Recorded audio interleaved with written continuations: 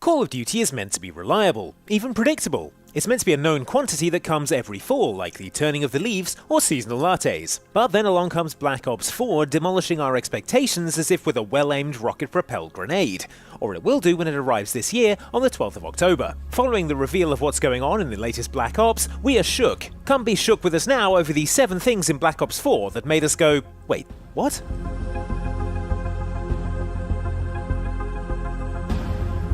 For years, Call of Duty tradition has given us a single-player story campaign that presents like a particularly shooty 8-hour action blockbuster.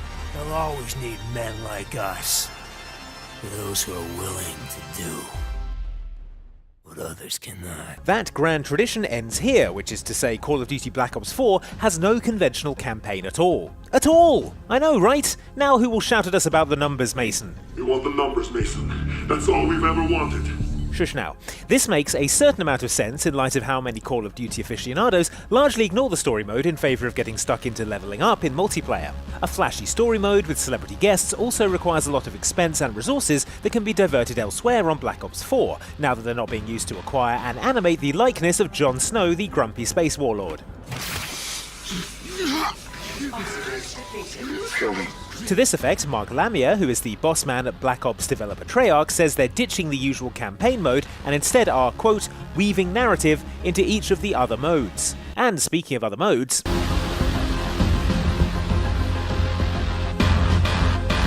if you had your money on Call of Duty introducing a Battle Royale mode this year, then, as they say in the Hunger Games, the odds were always in your favour.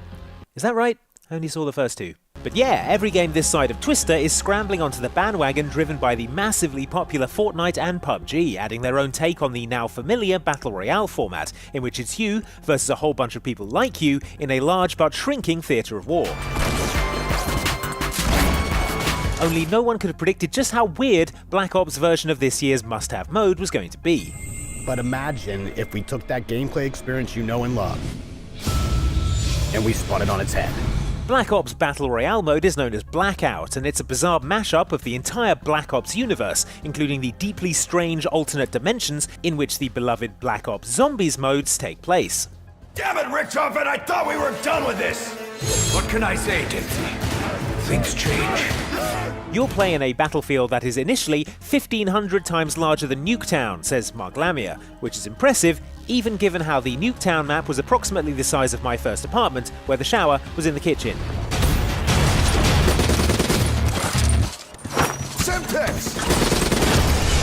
Speaking of old favourite maps, Treyarch says that the Blackout playspace will include cobbled together parts from classic Black Ops locations. And you'll be fighting with some of your favourite weapons from the Black Ops series to date, which, hooray, I knew the hours developing muscle memory for the CUDA would come in handy again. Yes! Kingslayer. I'm so proud. Did you see me shoot that person in the back? I'm so proud of you, Andy. And the many other people against who you will be struggling for survival will be playing as a mix of classic Black Ops characters, old and new, from across the old story campaigns and zombies experiences. Like our old pal Reznov. Hey, Reznov, buddy. My name is Victor Reznov! And I will have my revenge! Oh, that guy. Given that no one at the Black Ops 4 reveal event said that this Battle Royale was 1 versus 100, we can safely assume it's not going to be 1 versus 100, but instead 1 versus a smaller, more technically modest figure. However, they did say the words land, sea and air vehicles, so you can expect to see Reznov sailing towards you in some kind of attack boat this fall. Typical Reznov.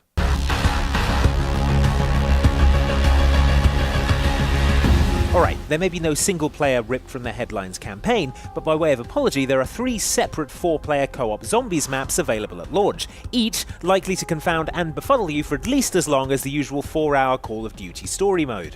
What's more, if you are a William Zero friends, there will now be bots available ensuring you don't need to venture anywhere near an Xbox Live Chat headset and its accompanying your mum jokes in order to enjoy the zombies mode this time around. Whether or not you can politely ask the bots to discover all the Easter eggs for you while you sit and floss your teeth is another matter. The overarching plot, such as it is, follows 4 adventurers, Scarlet, Bruno, Diego and Shaw, who are the sorts of people who will happily vape weird substances they find in caves.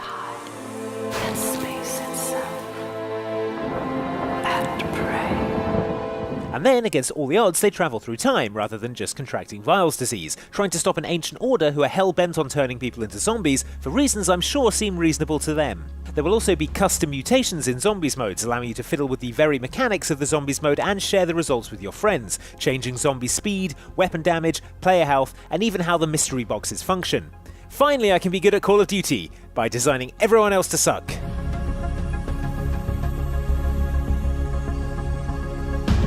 The first Zombies campaign shown off at the event is called 9, and in a move I don't think anyone saw coming, is set in ancient Rome. Wait, what? Yes, after huffing a bunch of weird fumes in a cave, our new Zombies protagonists are now in a sizable Colosseum which, thanks to the actions of Mr. Golden Mask here and his mystical disc of mystery, is overrun with undead gladiators.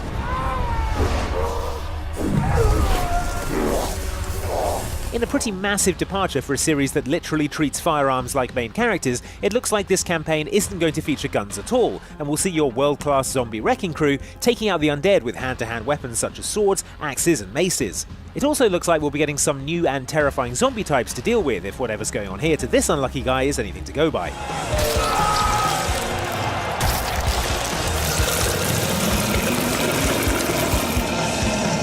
Man, kinda wish we had some guns now.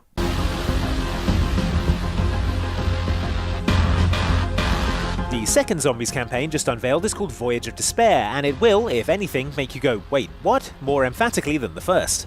Ah, Bruno, my French friend.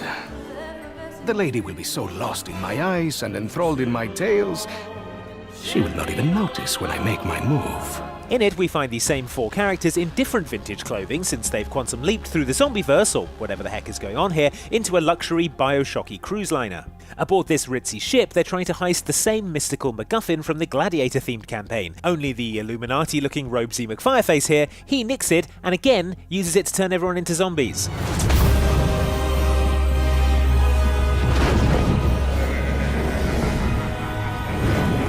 Fool me once, shame on you. Fool me twice, I guess I now have to kill even more old-timey zombies. Which would be sufficiently kooky already without the iceberg then looming into shot to reveal they're standing on the deck of the actual Titanic. In fact, given the fate of the Titanic, wouldn't they be better off abandoning the ship and letting the zombies keep the doomed ocean liner? Just a thought, you guys.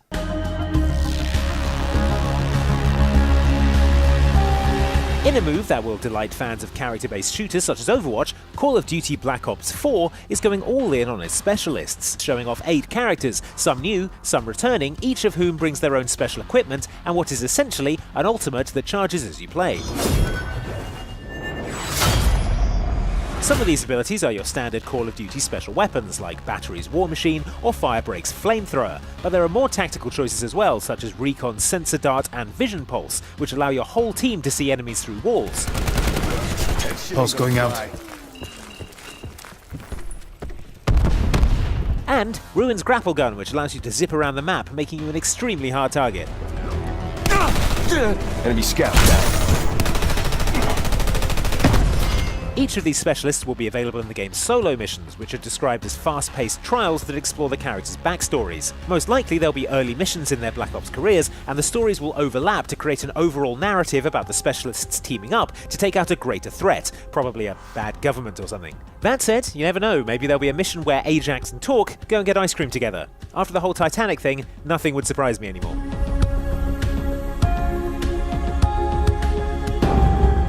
One specialist we didn't mention is Crash, probably the most surprising of the new characters, not due to his dodgy dye job and backpacker necklaces, but because Call of Duty now has an honest-to-goodness healer class.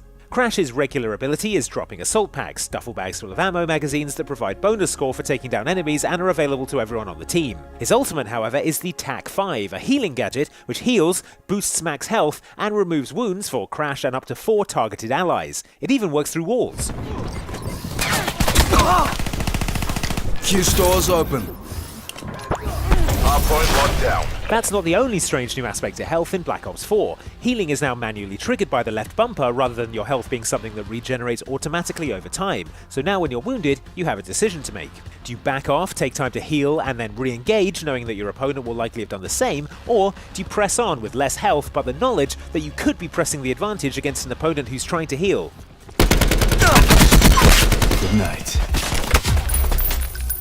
Of course, sometimes decisions just make themselves. Thanks, guys. Those were the 7 new things about Black Ops 4 that made us go, wait, what? Now we want to hear your immediate reaction to what's new and what's missing from the next Call of Duty. So leave it in the comments, please, and kindly like and subscribe for more like this in the weeks and months to come. Thanks for watching.